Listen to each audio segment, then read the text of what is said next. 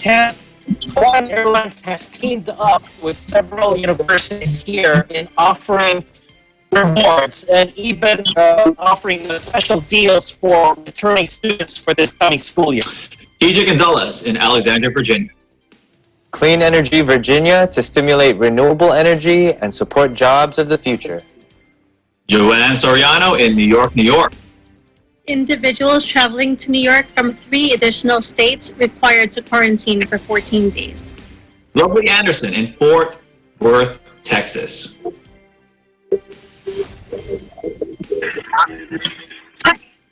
Texas issues 448 cases of remdesivir to hospitals across the... Randy Biuga in Perrysburg, Ohio. Ohio governor issues order mandating wearing a mask in 7 counties. Jamel Flores in Las Vegas, Nevada. Governor Sisolak issued a statement regarding compliance report from OSHA. And Julianne Timbulan in Lancaster, California. Los Angeles dedicates $400,000 in funding for staffing expenses at COVID-19 testing sites. Plus, we'll talk about must-see galleries and museums. But first, an overview of how the world looks now. According to the Coronavirus Resource Center of Johns Hopkins University in Medicine, as of 6 p.m. Eastern Time, Tuesday, July 7th, 2020, the number of cases of COVID-19 reported worldwide is now more than 11,700,000. This includes more than 2,900,000 in the U.S. And sadly, this virus has claimed more than 540,000 lives worldwide. This number includes more than 131,000 deaths in the U.S. The coverage begins now. Hawaiian Airlines teams up with local universities in earning awards and offers special deals for returning students. Alfred Asenas in Honolulu, Hawaii reports. Aloha, Ken. So, for those who wish to pursue education here in the Aloha State, to include you, Ken, and even to returning students, Hawaiian Airlines, in preparation for the fall semester, has teamed up with several of the biggest universities here, namely Chaminade University, Hawaii Pacific University, and the University of Hawaii. And under a new travel assistance program, the airlines is offering students a 5% fare discount on its Trans-Pacific flights. Also, some other perks include 2 complimentary checked baggage and a flexible booking policy in the event they have to reschedule their flights without being charged any change fees. Also, the airline will match Hawaiian Miles points with these 3 universities, to purchase through the end of the year. And the universities will get to earn those rewards to offer them as, incentives for students and their families in the coming school year. So as far as the school year is concerned, Ken, August 24 is the start date, at least for the University of Hawaii system. That's when the students are coming back for the 2020-2021 school year. And the reaction by all 3 university presidents has been generally positive in encouraging not only the returning students, but even for first-time students that want to consider pursuing a higher education in this part of the world. A few weeks ago, we reported on the airline's decision on August 1 to resume most of its flights to the U.S. mainland there. August 1 is the magic date where they're going to resume some flights to include Boston, New York, and I believe Phoenix, Arizona, among others. They still have their usual flights to San Francisco, LA, Phoenix, Las Vegas, but it's been limited in scope in the last few months. And that's the latest that we have. But I want to throw in a breaking news story. Sadly, on a sad note, Ken, here in Hawaii, we have seen the largest single day case count for the Aloha State, and that's 41 new cases, which in comparison with the likes of California and Florida is it's small, but for us here in the middle of the ocean, that's a big deal, and that kind of affects consumer confidence as businesses are trying to ramp back up and kickstart the economy. So that's all the update I have right now, Ken. Reported from Hawaii, Alfred Asenas, Eagle News. We live in interesting times. Thank you, Alfred. So, a couple follow-up questions. One, I mean, do you think, do you know if the universities are, forcing in-person studies, or are they allowing for distancing studies in this coming semester starting August? Is that something that's been finalized? Yeah, Ken. In fact, we which Ken Campus released a report outlining what they're going to do as far as being able to start the new school year, and at the same time following the guidelines of government and public health officials. You have the usual social distancing of 6 feet or 2 meters, between seating spaces. Constant cleaning by the maintenance teams in every campus. Some restricted flow of foot traffic in high traffic areas like libraries and common areas. So there's a balance between trying to establish normalcy in these schools, but at the same time, it's not going to be the same, business as usual, for the student body, that can mingle everywhere. There's going to be quite a bit of restrictions, and the university, at least the public university system here, is optimistic that it'll work out in the long run. So if you want to pursue astronomy, for example, Ken, they got a pretty good program here in astronomy, medicine, and other fields. Well, I mean, those are great incentives by Hawaiian Airlines, and I'm sure the universities themselves are going to be probably doing some, random incentives, like lower tuition or half tuition or something like that, paid for tuition to get more students. Should this upcoming semester, be similar to what happened this last semester? But on the side, I wanted to ask, I know that, there's a huge, hula culture, Tahitian, Polynesian culture over there. My wife is huge into that. She loves, she does dance classes via Zoom all day or every day. One of the things that we were looking forward to was that, I don't remember the name, but it's a huge competition there every single year. Is that happening this year, despite the pandemic? The event I believe you're referring to is called the Merry Monarch Festival, which is held on the Big Island, not here on Oahu, but on Big Island, every April.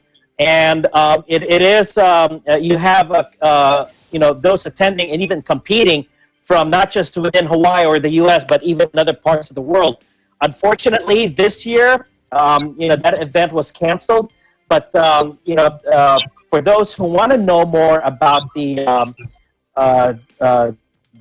festival, we have an article regarding the Merry Monarch that we covered a couple of years back. And MerryMonarchFestival.org is the website to check out. It's MERRIE Monarch. So that's one word. And you can actually Google Merry Monarch Festival, and it's going to take you to Hawaii. Ken, assuming there's going to be some better conditions next April, we'll have to wait and see if it's going to be a push through. Well, if it is great and it's open next year, expect my family there, and maybe we can cover the event together, Alfred. Yeah, not a problem. Just let us say when. Awesome. Thank you so much. You take care over there. When we come back, more reports from our correspondents across the U.S. Stay with us. This is Eagle News America.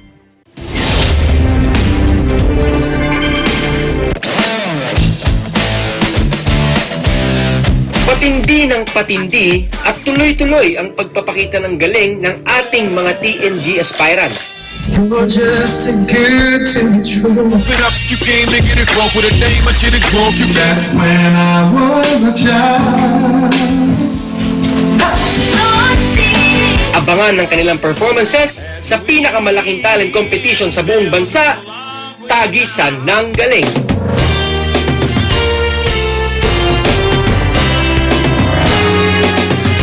Tagisan ng Galing is presented by SMC Infrastructure, building a better world. Sandig sugar-free white coffee, puno ng white coffee taste without the sugar, kaya lower calories. Try mo na Sandig sugar-free white coffee. Sarap ng white coffee, now sugar-free.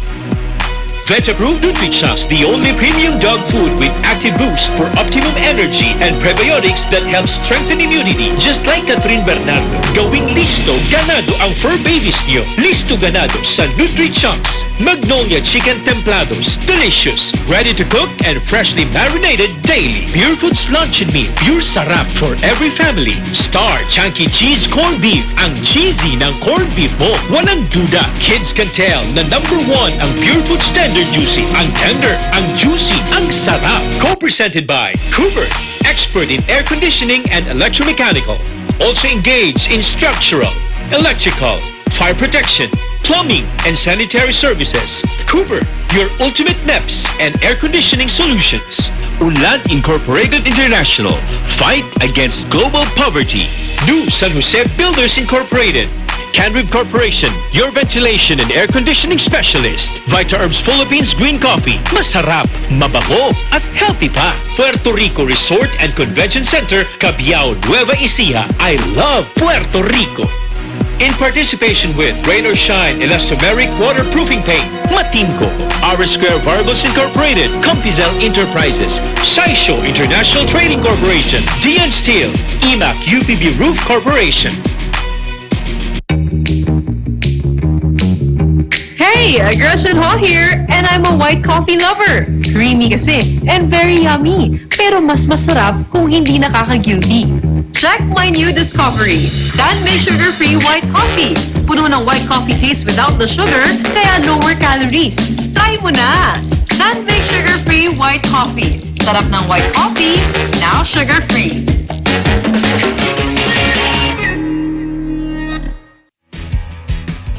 The successful development of TPLEX, or Tarlac Pangasinan La Union Expressway in 2009, a 4-lane toll road that extends from Tarlac City to Rosario La Union, with an additional approved extension of 56 kilometers all the way to San Juan La Union.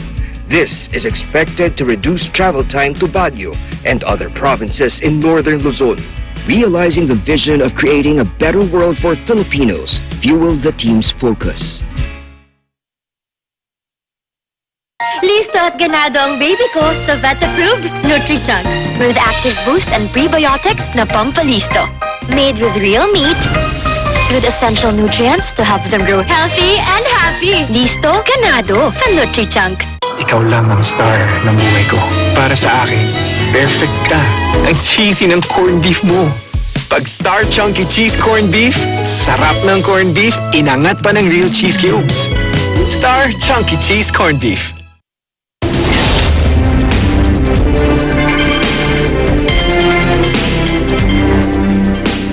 Hi, welcome back. This is Eagle News America. I'm Ken Cruz in Fort Washington, Maryland. Clean Energy Virginia aims to stimulate renewable energy and support future jobs. E.J. Gonzalez and Alexandria reports. Thanks, Ken. Virginia Governor Ralph Northam launched today a new initiative to drive investment in renewable energy and energy efficiency called Clean Energy Virginia. Before we get into this story, here's a quick look at the COVID numbers for the state. According to the Virginia Department of Health, there were only 14 new cases recorded yesterday. There was a slight spike in cases for the latter half of June, but even after 4th of July festivities, new positive cases in Virginia continues to see an overall downward trend. Over the last week, sadly, the state saw 10 fatalities with an average of 1.4 deaths over the 7-day span. This brings the total death count for our Commonwealth to 1,881. Despite Virginia moving into Phase 3 of their Forward Virginia plan, Governor Northam announced that he is taking a precautious approach and will tighten restrictions if needed. Northam said in Virginia, hospitalization rates have fallen. Percentage of positive tests continues to trend downward, and more than 10,000 tests are conducted each day. Northam said these trends must continue, but if the public health metrics begin moving in the wrong direction, action will be taken to protect the health and safety of the communities. In an effort to stimulate the state's economy and cleaner environment, the governor launched the project known as Clean Energy Virginia. The goal of this project is to transform Virginia's electric grid to powering 100% of electricity from carbon-free sources and create new business opportunities for the clean energy sector. The governor's aim is that over the next 25 years, Virginia would eventually retire all carbon-emitting sources of electricity and replace them with new investments in solar, onshore wind, offshore wind, energy efficiency, and battery storage. Governor Northam said the Clean Energy Virginia initiative builds on the historic progress achieved during the recent legislation session, helping ensure the Commonwealth remains a national leader in clean energy innovation, creates the jobs of the future, and meets the urgency of the climate, health, and economic challenges that we are facing today. A 5-part webinar series will be led by the Department of Mines, Minerals, and Energy to educate businesses and stakeholders on the Virginia Clean Economy Act and highlight opportunities for clean energy businesses to expand or locate in Virginia. Registration for this series can be found at dmme.virginia.gov. In Alexandria, Virginia, EJ Gonzalez. Eagle News, we live in interesting times. Back to you, Ken. Thanks, EJ. So while we're on the topic of clean energy, do you have any energy conservation tips that our viewers or anyone watching can help to conserve energy at home? Yeah, sure. So for our household, we switched the majority of our light bulbs to LED lights, which uses up less energy. And during the day, I try to turn off the lights and open up the blinds. I also use a lot of battery banks to charge our phones. And it's a good habit to actually unplug the charger itself from the wall, as leaving it in would still suck up energy known as phantom energy. And one last thing I do when washing clothes is use cold water and hang dry, as that not only conserves energy, but preserves the longevity of the clothing fabrics. Interesting. So you're a shoe head. Are there any energy-saving ways to clean your shoes? No, that's all hard effort, really. You got to scrub a lot, especially the bottom of your shoes, if you really want, clean kicks on your feet. But it's the same bucket of water, right? You don't change every single time. Oh yeah. No. I have a little bowl of water that I would just dip my brush in and then really clean until it looks clean enough. What is it, Jason Mark? Jason Mark's at the gold standard? Yeah, Jason Mark is the one that I use, actually. It actually smells a lot better than a lot of the other cleaners, so that's why I like that one.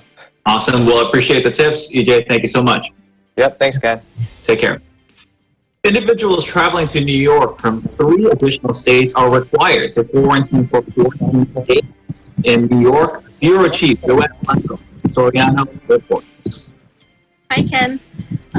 Governor Andrew Cuomo today announced that 3 additional states, all of which have significant community spread, met the metrics to qualify for the travel advisory. Individuals who have traveled to New York from those states are required to quarantine for 14 days. The newly added states are Delaware, Kansas, and Oklahoma.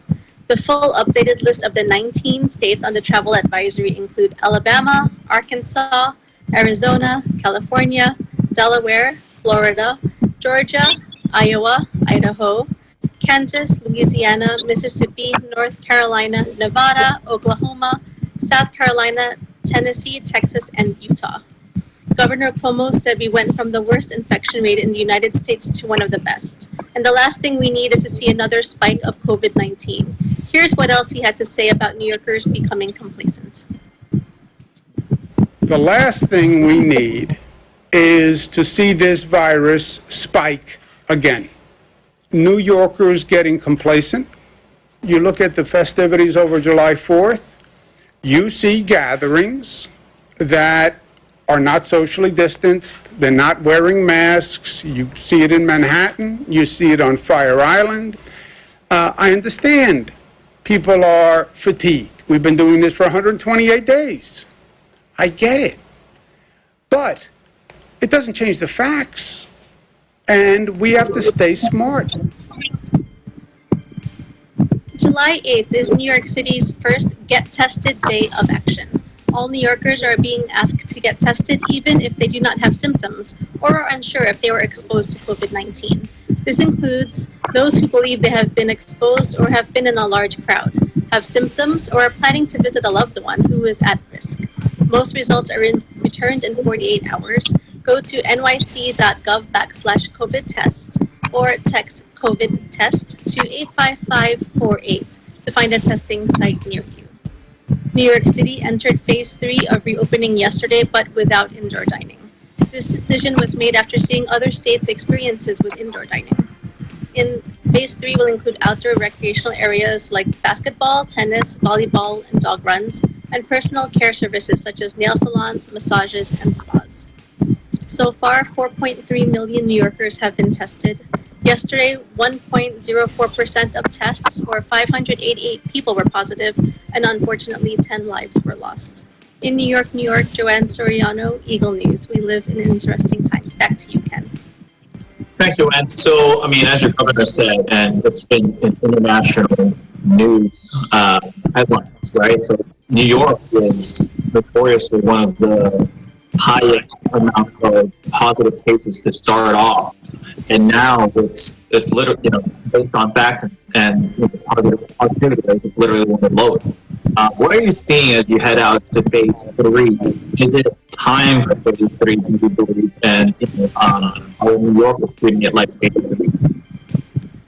Well, here, now that we're in phase 3, the 7 p.m. clapping actually finished about 2 weeks ago because we had flattened the curve. I like seeing life slowly returning to the city, but without the overcrowding that the tourists bring. I love seeing that outdoor dining is taking place, that restaurants are actually taking up spaces on sidewalks and on parts of the streets to be able to let people bring business back and to kind of congregate again, but with social distancing. It kind of upsets me when I don't see people social distancing or wearing masks, but it kind of feels like Europe, how they have all of their outdoor dining outside. Is that the case in Manhattan too? Because Manhattan is infamous for everything being closed, specifically K-Town, where there's 3, maybe 10 different levels of restaurants. What's the situation in tight area spaces? Right now, they cannot do indoor dining yet, so everything has to come out. So, the tables that are inside the restaurants, they have to put out on the street. So they cone off the streets and take up parking spots from drivers, which I'm sure they're not happy about. But it's nice to see. It's different, and so it's fun. We'd love to see pictures if you have them in the future. And then also, what's the case like? I think what's garbage day? Is it the Monday morning? So what's the case like on Sunday night when people are eating outside? There's a lot of garbage outside. Is that the situation? There still is, but it's maybe because there's so much less people. A lot of people are still a lot of residents are still traveling because it's summertime because their kids are off of school too, or they just wanted to get away from the city to get away from the virus itself. So my building itself is actually only 75% empty. So there is less trash. Yeah, because that's like an infinite smell in New York in the summer. Yeah, it's not pleasant, especially in some parts. So then, phase 3, is there a length of time that it needs to be successful in order for it to go to the next phase? They'd like to space it out every 2 weeks at least. So they'll look at the metrics again, but it looks like we're looking at 2 weeks.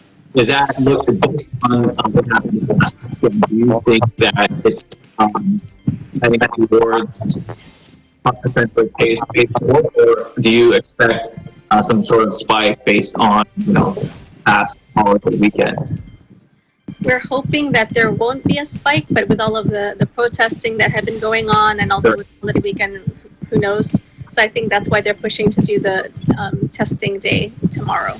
I mean, that's a great idea. Have actual quote-unquote testing day. I mean, I guess it's just losing count the results, right? So, I mean, we're looking forward to hopefully, I mean, Maryland's not one of those 14 days, but I mean, I think it's safe to say, or not safe to say, that it's time to visit, but hopefully sometime soon.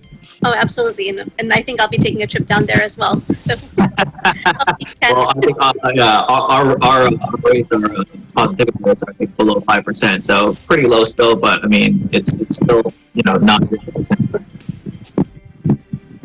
Well, thanks for your time, Joanne. Take care. Until next time. Thanks, Ken. Texas distributes 448 cases of remdesivir to 157 hospitals across the state. In Fort Worth, Lovely Anderson has the details.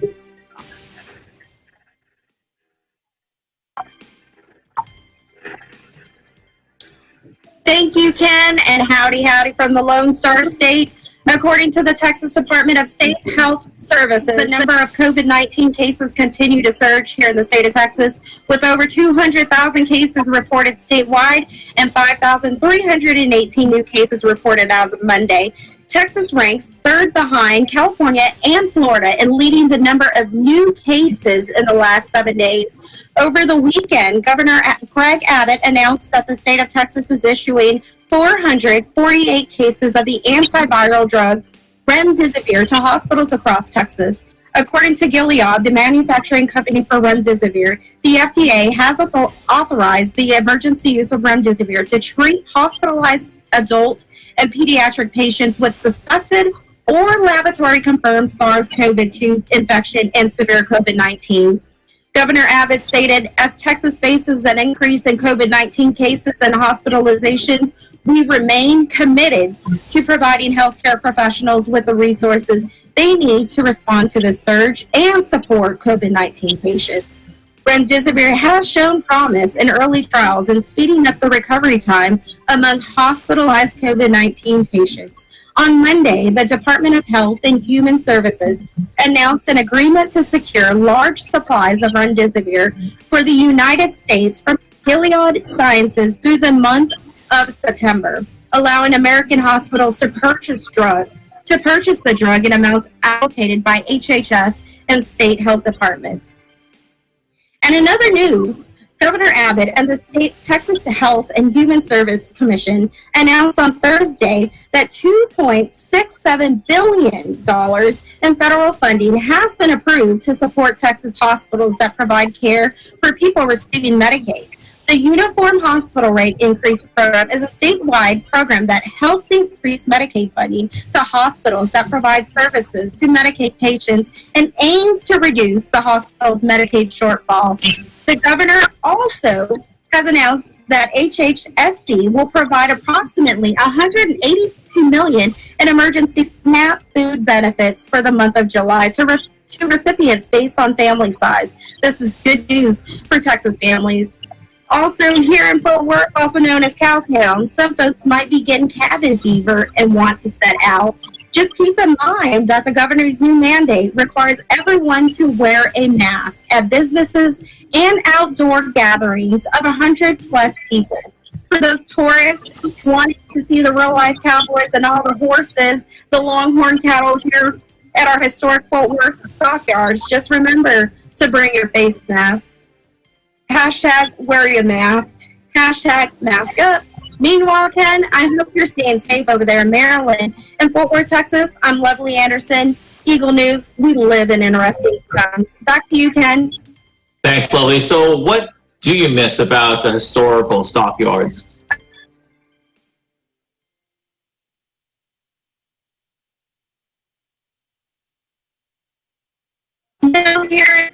Here in Fort Worth, in Cowtown, we love our barbecue. And one thing I tell you I'm missing from the stockyards is I miss my barbecue beef ribs, actually. Oh, yeah, that's actually my favorite myself. I think stockyards have the rodeo. I mean, I've never been to one. Have you been to? Have you checked those out before?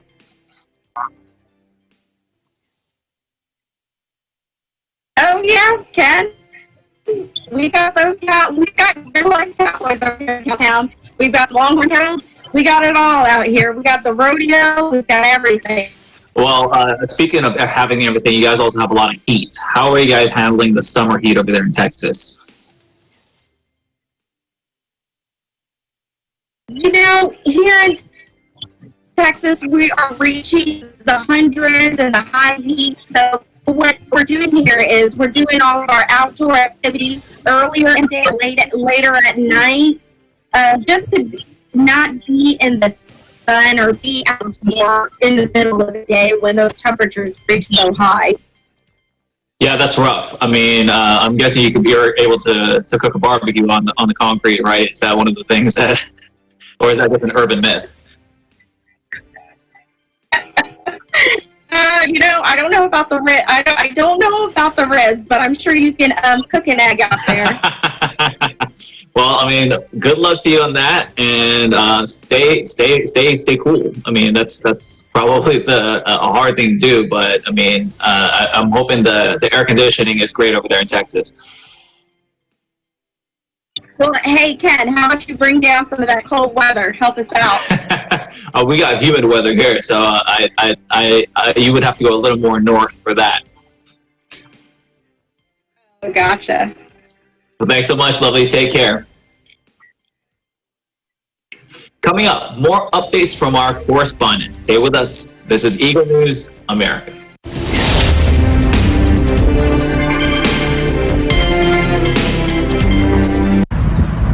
Ein sonniger Tag heute hier in Berlin vor dem Bundestag. Ich bin Irene Juliet Arzadon und möchte diese Gelegenheit nutzen, um ein paar Worte mit euch zu teilen. An alle Menschen da draußen. In dieser Zeit lasst uns nicht vergessen, den Menschen zu danken, die ihr Leben für uns opfern. Sei es die Menschen, die im Krankenhaus arbeiten, in den Altenheimen sowie in den Arztpraxen, aber auch an die Menschen, die im Lebensmittelhandel sich befinden. Die Kassierer. Manchmal reicht es aus, um ihnen ein freundliches Lächeln zu geben. Denn die Menschen, die heute am Arbeiten sind, weil sie nicht so wie einige von uns zu Hause bleiben können, die sollten wir wertschätzen. Ihnen sollten wir unseren Dank ausrichten. Darum lasst uns noch mehr zusammenhalten. Sie wertschätzen.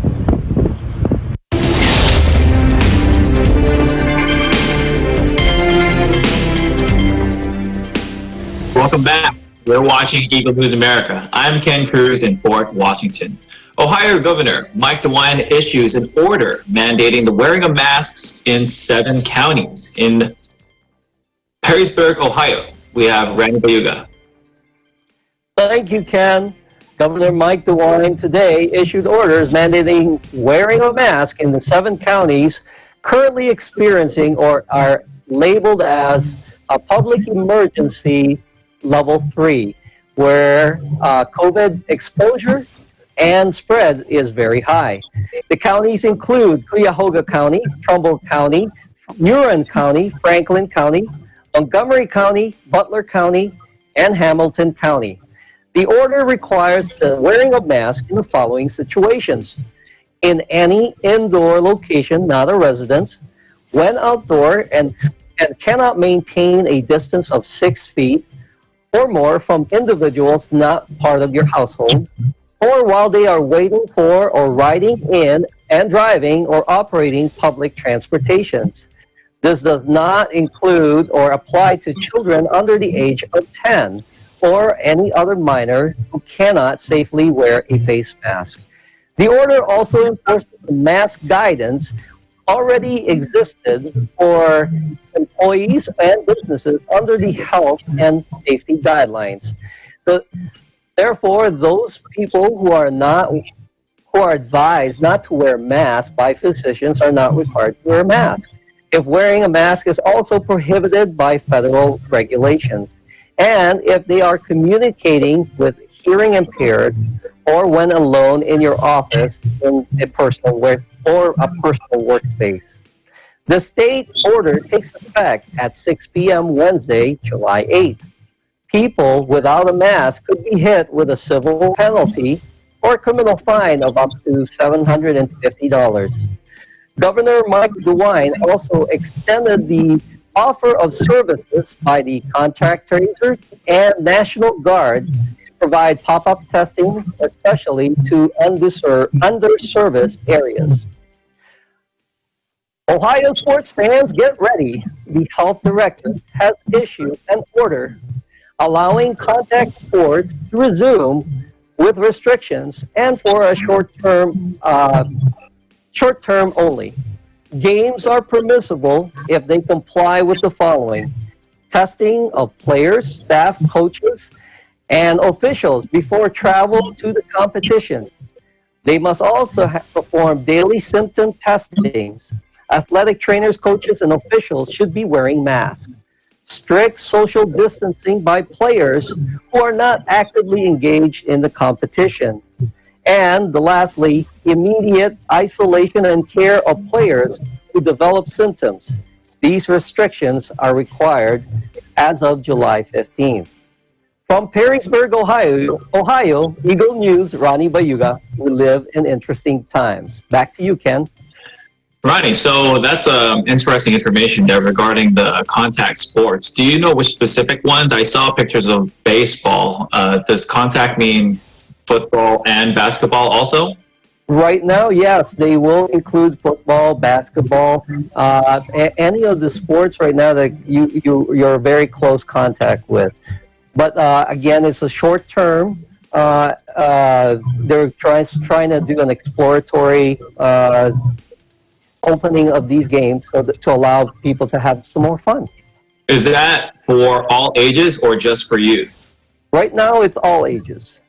Very interesting. Well, I'm very curious to see what the data comes out after, a couple weeks of that. That would be interesting. We are experiencing some higher COVID-19 exposure since March 3. So till now, they're very significant, and Governor Mike DeWine and the entire staff is keeping an eye on it, and they're ready to pull back when necessary. Very interesting decision. As far as what phase Ohio is currently in, is it the same phase throughout the state, or does it vary by county, just like how they're doing for the masks? It is open throughout the state right now. We are 100% back, basically. Wow. We're also about to open visitations to elderly care services. That's it's pretty interesting to see how each state differs. That each state's able to have different phases. It's very interesting to hear Ohio's take on it. As far as the masks, I believe you have an interesting mask that you have. I have my Pikachu Bulbasaur mask here, bro. What are the comments from those that passed by? Oh, nothing much. They just giggled that an old guy like me is wearing a Pikachu mask. Well, a Pikachu mask, Bulbasaur mask is better than zero mask. Yeah, that's true. My last question is, what is the outlook right now as far as people wearing masks? Is it more on the higher percentage of people are wearing masks currently, or is it on the lower end, and that's why these different rules have to be enforced again?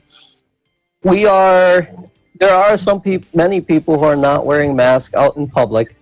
Most of the increases that have been shown that we are experiencing here in Ohio seems to be related to family parties, like birthdays, graduations.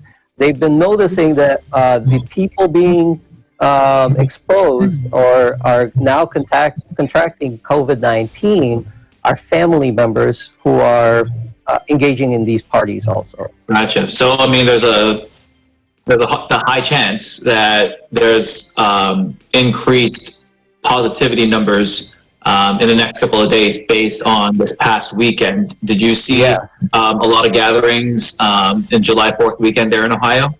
Oh yes, there's some sports. People are not playing baseball outside. They're trying to get back to a normal state here in Ohio, but you know, there's some of them are being responsible about it by wearing masks, and some of them are not. Well, wishing you safety and health over there, Randy. Thank you. Till the next time. Have a fun time with your mask. I will. Nevada Governor Sisolak issues a statement regarding a compliance report from OSHA in Las Vegas. Jamel Flores has the details. Thanks, Ken. According to a recent press release from the nv.gov website, Governor Steve Sisolak issued a statement in regards to reported compliance numbers from the Division of Industrial Relations, Occupation Safety and Health Administration, also known as OSHA. It is stated in the press release that of the 204 businesses observed by the state on July 2nd, 49% complied with the face covering requirements. 50% of bars and restaurant bar areas visited by officials were found to be in compliance, with the remaining establishments, including automobile sales and maintenance, gyms, hair and nail establishments, and tattoo shops, demonstrating a 61% rate of compliance. Governor Sisolak issued the following statement, and I quote, "The non-compliance numbers reported by state officials are disappointing and unacceptable a week after the face coverings directive was issued." He further stated that the businesses who are operating out of compliance by not implementing safe social distancing and face covering protocols are not only jeopardizing people's health, but also jeopardizing their fellow businesses and the whole economy. He concluded that he will not hesitate to take swift and decisive actions if these concerning reports on non-compliance continue. As for our current COVID-19 statistics as of today, the state of Nevada has a 7.5% positivity rate with 23,785 positive cases. In Las Vegas, Jamel Flores, Eagle News, we live in interesting times. Thanks, Jamel. So, I mean, Las Vegas is one of the hot spots traditionally for July 4th. You know, was it a hot spot this past weekend? And what did you guys do, you and your family? This past weekend, it was definitely interesting time to kind of experience July 4th. As for me and my family, there were a lot of people in our neighborhood actually that were playing with fireworks. So for me and my family, we kind of just had takeout, took it easy, and then just watched the other families have fun from the balcony. Sounds like a great plan. Sounds like a great time. As far as the strip, was the strip full? Did any of you and your friends, let you know how that situation is? Yeah, definitely. Some of my friends were able to go to the strip. It definitely wasn't as busy as we would have expected it to be, but in the sense, it was still pretty busy considering what's going on around us. Right. Well, I mean, that and on top of the pandemic, the extreme heat in Las Vegas during this time of the year, it's a crazy combination, right? I mean, it's one of those things where you're not just hot, but then there's, you have to wear a face mask. As far as like foot traffic right now, and what phase you guys are in, is it looking like there's going to be more restrictions based on your research from the governor? Definitely, only time can tell on that one, just because with the amount of cases, it is increasing, but also because of that, the governor is definitely trying to, I would say, get a little bit more strict in regards to implementing stricter guidelines on trying to do social distancing and with the face masks and things like that. Okay. And finally, like, what phase are you guys currently in right now, technically? Technically, we're still in phase 2. We haven't fully opened 100. Everything is pretty much open except for the schools and things like that. But we are still experiencing very heavy social distancing guidelines.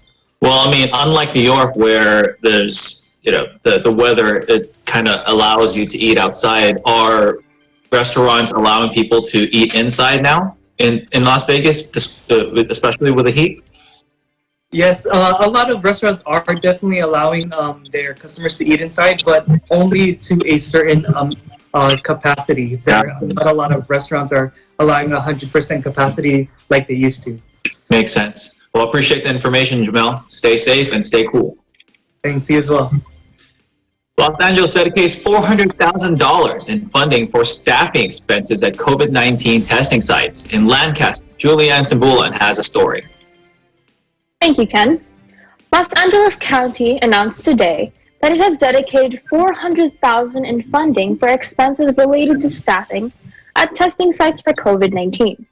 These are the various testing sites throughout the Los Angeles, which is provided free of charge to all residents and conducted by a 3-group partnership among the County of Los Angeles, the City of Los Angeles, and the Community Organized Relief Effort, or CORE. With the recent surge in positive cases, deaths, and hospitalizations within Los Angeles, county officials are making sure that all Los Angeles residents have access to COVID-19 testing. This financial support from the county will assist to fund the daily operations of these testing sites, which are critical to the low-income and vulnerable residents of areas of Los Angeles that were highly affected by the coronavirus. Catherine Barger, chairman of the Los Angeles County Board of Supervisors, stated, "This funding provides the opportunity for the county to maintain crucial testing sites and ensure the availability of appointments throughout the entire region, helping to keep our community safe." And Hilda L. Solis, also a Los Angeles County Board Supervisor, commented, "Sadly, COVID-19 is disproportionately impacting our Black and Brown communities that lack access to quality healthcare due to long-standing racial and ethnic disparities. To address this inequity, LA County will step up and invest funds to support all COVID-19 testing sites throughout the city of Los Angeles, including the Dodger Stadium, where up to 6,000 people a day can be tested. Although the testing site at Dodger Stadium was temporarily closed yesterday amid rumors of lack of funding, this was not the case, as county officials confirmed that the closure was due to scheduled staff training. Los Angeles Mayor Eric Garcetti tweeted today that the Dodger Stadium in Los Angeles COVID-19 testing site was open to all Los Angeles residents. In Los Angeles County, there are 4,015 newly reported COVID-19 cases and 46 new deaths. The total number of confirmed cases in the county are now 120,539, with 3,579 deaths and 1,969 current hospitalizations, as announced today by the Los Angeles Public Health Department. Meanwhile, the state of California now has a total of 277,779 confirmed COVID-19 cases and 6,448 deaths, with 5,989 confirmed hospitalizations and 1,740 confirmed ICU hospitalizations, as recorded by the California Department of Public Health. In Lancaster, California, Julianne Simbulan, Eagle News. We live in interesting times. Back to you, Ken. Thanks, Julianne. So that nonprofit CORE organization that you mentioned, are they only operating in Los Angeles? Thankfully, no. Ken, they actually are at work in about 5 cities in California, as well as other states in the county and also the country. And since the COVID-19 pandemic, you can probably guess that they've ramped up activity, and despite the additional funding from the county, this nonprofit welcomes donations from the public. Good to hear. That's well needed by the public. And last week you mentioned your July 4th plans were family backyard party. Is that what happened? Yes, actually, we just had like a little get together with the family and just like a meal, but that was pretty much it. Lancaster, this time of the year, very hot, that's true? Very hot, yes. Well, like I said, so our other colleagues, stay cool over there, Julianne. Thank you. You as well. When we come back, we'll talk about must-see museums and galleries. We'll return in a moment. This is the Eagle News America.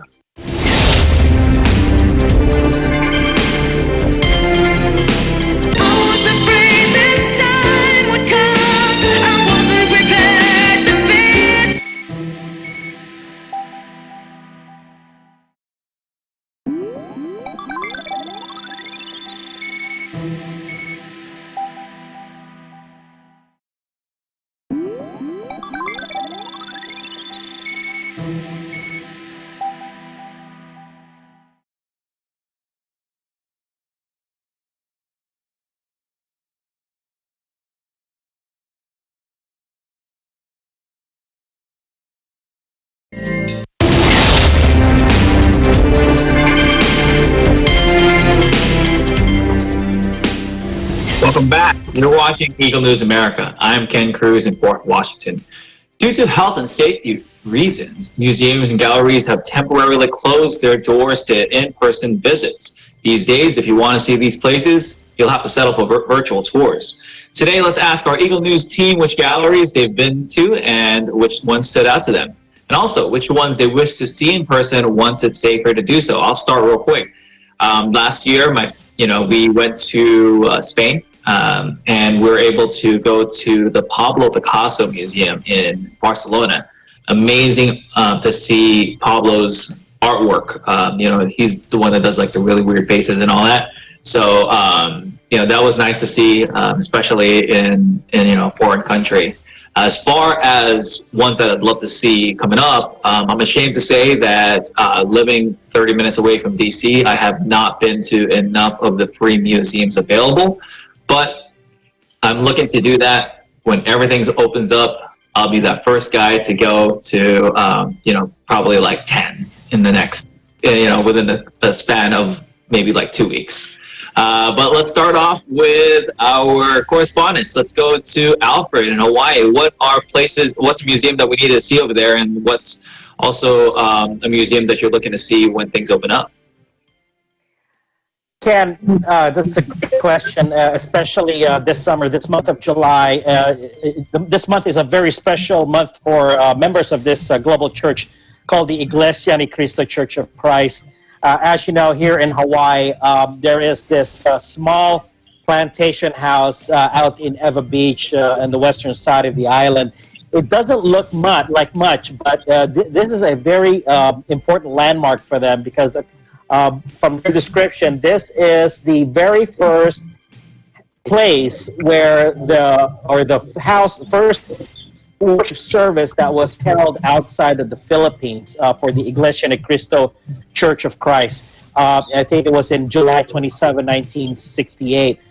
So from there, the overseas mission of this church sprung to California, to other countries around the world. So, as a matter of fact, we have a story that we're putting together based on a recent beautification project that was done during this past weekend, and you'll see that in our news platforms and in our news report. Now, as far as what I would like to see, well, I'm gonna kind of rub a little bit of guilt on you, Ken, because a couple of Smithsonian museums that I have yet to visit is the Natural History and the American History Museum. Aerospace I've been to a couple of times already, but those other museums, the ones nearby under the Smithsonian system, are great places to visit, especially in the nation's capital, Ken.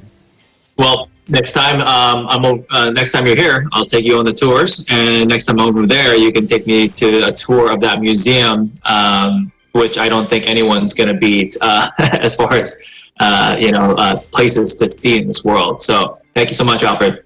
Thank you. Let's try Joanne. What do you have? Hi, Ken. For me, I love going to the Metropolitan Museum of Art here in New York City. We have a lot to choose from between MoMA, Museum of Modern Art, Guggenheim, Whitney, Museum of Natural History. But if I had to choose one that I wanted to go to when this reopens again, it's the Metropolitan Museum of Art because I live near it. So I'm a member. I used to go there all the time. This is their 150th anniversary, so they actually had a lot of programming set up to celebrate this year. So I'm sure when they reopen it, it'll be a big event for them. Well, yeah, you can bring guests with you know. Yeah. It's actually free admission for New York residents. Well, that's not me, so. Or pay what you wish, actually. Oh, that's what you wish. I'll make sure I do that. Thanks, Joanne. EJ, you're in Virginia / DMV area. Right. Yeah. So, I mean, like you, we're pretty close to the Smithsonian. But the one I've been to here is the National Portrait Gallery. I really like that exhibition. But the great thing here in the DC area is that a lot of the museums that you want to visit are free. But one of my favorites that we have gone to, my wife and I, was 2 years ago. Was actually in New York, not here in Virginia. It was called the Color Factory. It's pretty fun, man. It's like a lot of different rooms, but it's a chocolate one, right? Is that the right? Exactly. There's cameras set up everywhere. There's like ball pits, and it's like to relive your childhood days. But I think it was awesome that they had cameras everywhere that you could take pictures, and then at the end they just send it over to your email. And one of the museums that I would like to visit is actually overseas in Australia, in Melbourne. It's called the NGV, I believe. This is where I'm a huge advocate when it comes to this street artist named Cause. He's one of my favorite artists, and he has one of his giant statues in the entrance of that museum, and that's definitely one that I would like to visit one day. That's on my bucket list. Nice choice. Thank you. How about over there in Texas? Lovely.